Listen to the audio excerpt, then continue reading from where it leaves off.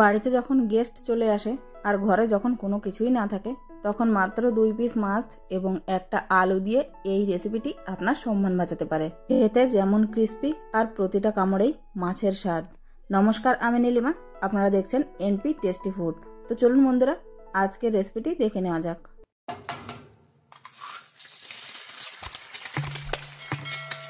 তো বন্ধুরা, আজকে এই সম্মান বাঁচানোর রেসিপিটি তৈরি করার জন্য সবার প্রথমে আমি এখানে নিয়ে নিয়েছি 2 পিস রুই মাছ। আপনারা যে কোনো মাছ দিয়ে এই রেসিপিটা তৈরি করে নিতে পারেন। আর এই রুই মাছ দুটোকে দিয়েই আমি 5 থেকে 6 জন গেস্টের আপ্যায়নের ব্যবস্থা করব। তো তার জন্য সবার প্রথমে মাছ দুটোকে আমি একটা ফ্রাই প্যান দিয়ে দিচ্ছি আর দিয়ে দিচ্ছি 1 পিস আলু, যেটাকে আমি 4 টুকরো করে নিয়েছি। আলুটা ছোট হওয়ার কারণে তাড়াতাড়ি সেদ্ধ হয়ে যাবে। তো সবার প্রথমে এগুলো সেদ্ধ হতে থাক, ততক্ষণে আমরা বাকি প্রিপারেশন করে নেব। তার জন্য দেখুন, এখানে আমি কয়েকটা সবজি নিয়ে নিয়েছি।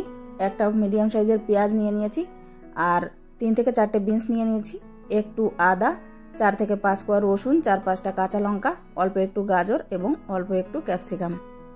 এইবার এই সব উপকরণ আমি ভালোভাবে ধুয়ে তারপর নিয়ে নিয়েছি। এগুলোকে একটা চপারে দিয়ে দেব। চপারের ভিতর দিয়ে তারপর ভালোভাবে চপ করে নেব।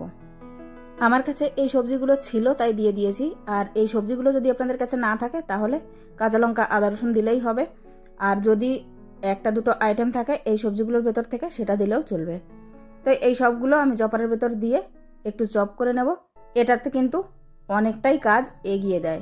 এতগুলো সবজি যদি এরকম ছোট ছোট করে কাটতে হতো তাহলে বেশ অনেকটাই সময়ের প্রয়োজন ছিল, যেটা ঝটপট করেই হয়ে গেল। এইবার দেখুন, আমাদের এই আলু এবং মাছের পিস সেদ্ধ হয়ে গেছে। এগুলোকে নামিয়ে ঠান্ডা করে নেব আর আলুগুলোকে খোসা ছাড়িয়ে নেব। বন্ধুরা, আমার রেসিপিগুলো যদি আপনাদের ভালো লেগে থাকে তাহলে অবশ্যই একটা লাইক করার অনুরোধ রইল এবং চ্যানেলটি সাবস্ক্রাইব করে আমার পাশে থাকার অনুরোধ রইল।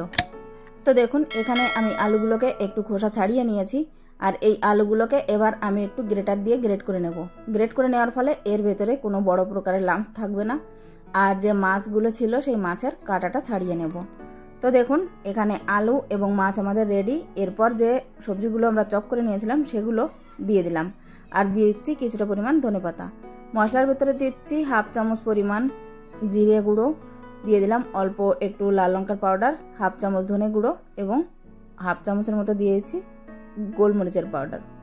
এখানে একটু জোয়ান দিয়ে দিয়েছি, 2 চামচ কর্নফ্লাওয়ার এবং 2 চামচ দিয়েছি বেসন।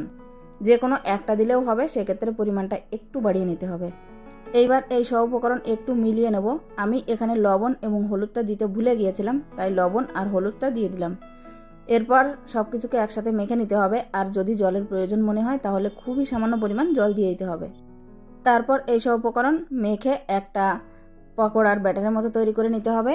আর এগুলো ভেজে নেওয়ার জন্য আমি আগে থেকে ফ্রাই প্যানে তেল বসিয়ে দিয়েছিলাম। এর ভেতরে এই ফিশ পকোড়াগুলো দিয়ে দেব।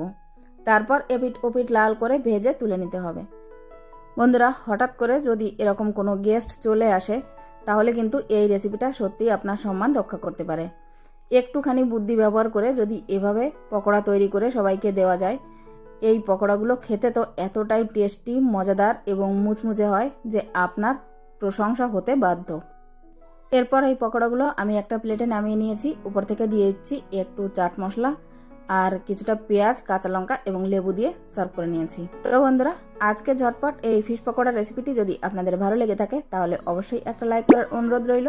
আপনাদের করা একটা লাইক আমাকে নেক্সট ভিডিও তৈরি করার জন্য অনেক বেশি মোটিভেট করে। আর আজকের ভিডিওটি যদি আপনারা ইউটিউব থেকে দেখে থাকেন তাহলে চ্যানেলটি সাবস্ক্রাইব করে নেওয়ার অনুরোধ রইল এবং যদি ফেসবুক থেকে দেখে থাকেন তাহলে পেজটিকে ফলো করে নেওয়ার অনুরোধ রইল।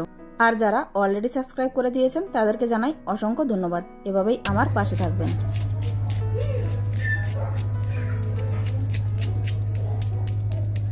আওয়াজটা শুনে বুঝলেন তো পকোড়াগুলো কত বেশি ক্রিস্পি। তো বন্ধুরা, আজকের মতো আমি এখানেই বিদায় নেব। আবারও ফিরে আসবো একটা নতুন রেসিপি নিয়ে। ততক্ষণ পর্যন্ত সবাই খুব ভালো থাকবেন, সুস্থ থাকবেন।